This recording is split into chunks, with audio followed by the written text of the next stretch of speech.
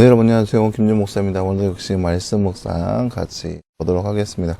오늘 말씀은 골로새서 2장 20절에서 3장 4절 말씀입니다. 골로새서 2장 20절부터 3장 4절 말씀입니다. 말씀 먼저 보도록 하겠습니다.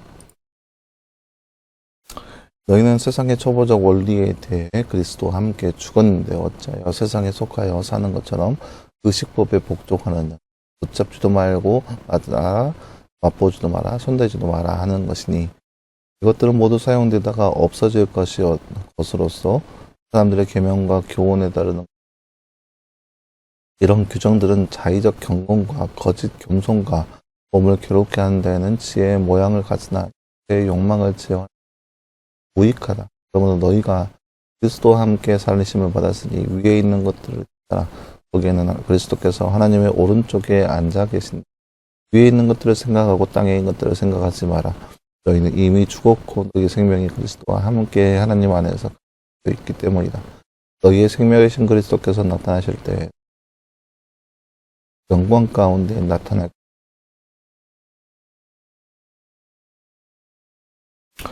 사랑하는 여러분, 오늘 말씀은 지난 말씀에 이어서 그리스도인들에게 있어서 믿는 사람들에게 있어서 형식적인 것들이 과연 어떠한 것인지에 대해서는 그러한 말씀이라 할 수 있겠습니다. 이런 세상의 초본적인 원리에 대해서 그리스도인들이 어떻게 따르는 것이 맞는 것인지 대표의 말씀입니다. 이 세상의 학문적인 것들은 어찌 보면 그리스도와 함께 다 죽었습니다. 또 함께 다 장사되었습니다. 그렇기 때문에 우리가 이런 세상 학문적인 것에 배워서 그런 의식법에 복종할 의미는 사라졌다라고 볼 수 있는 거죠. 이런 것들을 절대적인 가치에 둘 필요가 없다라고 보는 거죠. 여러분, 이게 율법의 말씀들이 구약 성경에 나와 있는 모든 율법의 말씀들이 하나하나 이 시대를 살아가고 있는 우리에게 있어서 절대적으로 필요한 것만은 아니라라고 얘기할 수 있습니다. 물론 이게 오해가 없이 잘 들어야 되는데요.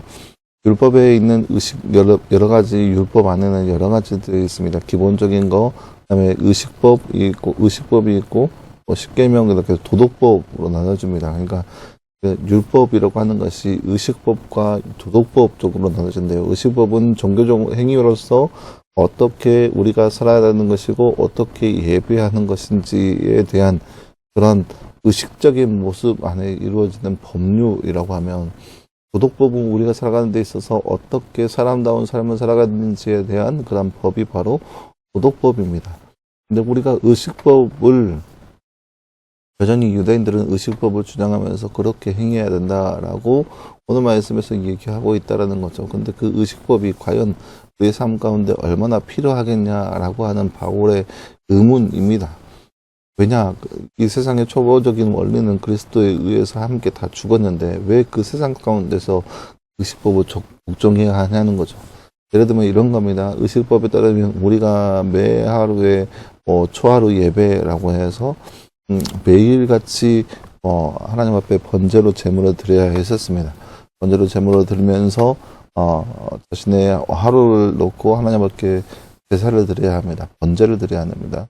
그리고 대속죄는 모든 민족을 위해서 제물을 바쳐야 되는 것이고, 그리고 번제와 속죄와 속건제, 속죄제 그런 모든 것들을 하나님께 제물로 드려야 했었습니다. 그리고 그 제물이 사람에 따라서 그 사람의 제물의 여하에 따라서 대략에 따라서 많은 것들이 나누어지고 분되어지는 모습들이 성경 말씀 가운데 나와져 있었습니다. 그래서 부자는 소를 잡고 뭐 잡고 가난한 사람들은 비둘기를 잡고 비둘기를 잡되 소를 각을 떠서 각을 어떻게 뜨고 어디에서 잡고 어디에서 행하고 어떻게 이루어지는지 그 모든 것들이 의식법 안에 다 주어져 있는 율법이었습니다. 그런데 과연 그 의식법이 얼마나 우리 삶 가운데 중요하냐라는 거죠. 지난 시간에 봤듯이 먹는 거에 있어서 먹고 마시는 거에 있어서도 율법적으로 정결한 것과 부정한 것이 나눠져 있는데, 그런 것들을 먹는 데 있어서 과연 그것을 여전히 나누어서 정결하게 하는 거, 짐승이나 따라도 굽이 갈라지고 대세김질 하는 것만 먹을 수가 있었습니다. 그런데 대세김질을 하지 않거나 아니면 굽이 갈라져 있지 않는 것은 먹을 수가 없었습니다. 대표적인 예가 지난 시간에 얘기했죠.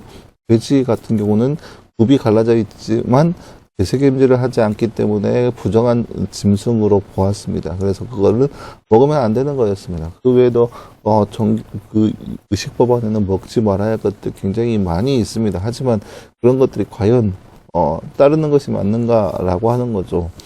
실례로 예수님께서 베드로에게 나타나셔서 야 네가 뭐 얘들에게 여러 가지 음식들을 보여주면서 짐승들을 보여주면서 야 이것을 잡아먹어라 라고 했는데 베드로는 절대로 하나님 제가 지금까지 제가 지금까지 살면서 이런 것들을 다 먹지 않았는데 이것을 내가 왜 먹어야 됩니까? 이것은 너무나 부정합니다 라고 얘기를 분명히 얘기하죠. 베드로에게 말씀하시기를 내가 정한다고 하는데 네가 어찌 부정하다 하느냐 라고 하면서 먹으라고 얘기합니다. 그러니까 그 옛날에 쓰였던 의식법이 과연 지금도 유효하냐라고 하는 거죠. 그리스도 위해서 우리가 함께 다 죽었는데 세상적인 그런 초보적인 것들이 과연 우리 가운데 얼마나 중요하냐라고 하는 거죠. 그러니까 율법에 나오는 그 의식법에 따라서 잡지도 말고 맛보지도 말고 손대지도 말라. 그러니까 손대면 부정한 사람으로 보았습니다. 뭐 여자 같은 경우도 하얀한 사람들은 부정한 사람으로 보았기 때문에 부정한 것을 만지면 재물을 드릴 수도 없고 부정한 사람이라면 사람들 곁에 있을 수도 없는 그런 상황 가운데 있었습니다. 이것이 바로 율법이 말하고 있는 의식법이었습니다. 그때 그런 것들을 따르는 것이 과연 얼마나 중요하냐라고 하는 거죠. 바울은 이런 것들은 모두 사용되었다가 없어질 것으로서 사람들의 계명과 교훈의 것은 따르는 것인데 이런 것들은 그저 없어질 것이다 라고 얘기하는 거죠. 중요한 것이 아니다 라고 얘기합니다. 이런 거짓된 것들에는 의 모양을 가지고 있지만 육체의 욕망을 제어하는 데는 무익하다라고 하는 거죠. 무슨 말이냐? 이런 것을 따르는 것은 이 의식적인 법들을 따르는 것은 또 뭐 그렇게 지혜의 모양을 가지고 있지만 참 지혜롭다, 의식적이다, 정결하다라고 얘기할 수 있겠지만 육체의 정욕을 제어하는 데에는 무익하다, 아무런 도움이 안 된다라고 하는 것이 바울 사도의 이야기입니다. 하지만 우리가 그리스도와 함께 살리심을 받았으니까 위에 있는 것을 찾아야 합니다. 땅에 있는 것을 구하는 것이 아니라 위에 있는 것을 구하고 위에 있는 법을 따라야 하는 것이 우리에게 있어서 마땅한 삶의 모습이라는 거죠. 우리가 이미 죽었기 때문에 이제는 더 이상 땅에 있는 것들, 하나님 그 땅에 있는 법과 그런 의식법에 따르는 것이 아니라 하나님 안에 감춰져 있는 그 모든 것들을 따르는 모습이 바로 우리의 삶 가운데 일어나야 한다는 것입니다. 그리고 그렇기 때문에 그렇게 살아갈 때 우리도 하나님의 영광 가운데서 나타나게 된 그런 거룩한 삶의 모습이라고 하는 거죠. 사랑하는 여러분, 오늘 말씀을 통해서 바라보았듯이 우리가 교회 안에서 신앙생활을 할 때 형식에 매워서 형식적인 삶을 살아가는 것이 과연 우리의 삶 가운데 얼마나 중요하냐라고 하는 그런 질문입니다.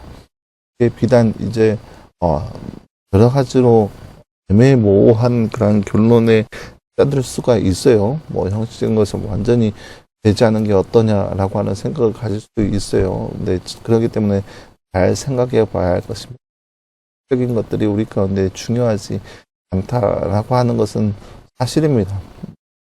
율법적인 세상 가운데 주어져 있는 형식적인 것들이 우리를 구원하는 데 있어서 어떤 효력이나 능력이 있는 것은 전혀 없지만 우리가 그런 것을 취하는 것은 그저 가이드라인으로서 기본적인 것을 하는 것이지 그런 것들이 우리 삶 가운데 반드시 필요한 것이라 얘기할 수는 없습니다. 그렇기 때문에 많은 사람들이 성경 안에서 이런 것들이 성경에 이렇게 나와 있는데 왜 지금 날은 이렇게 하지 않느냐라고 주장하는 경우도 심심치 않게 있습니다.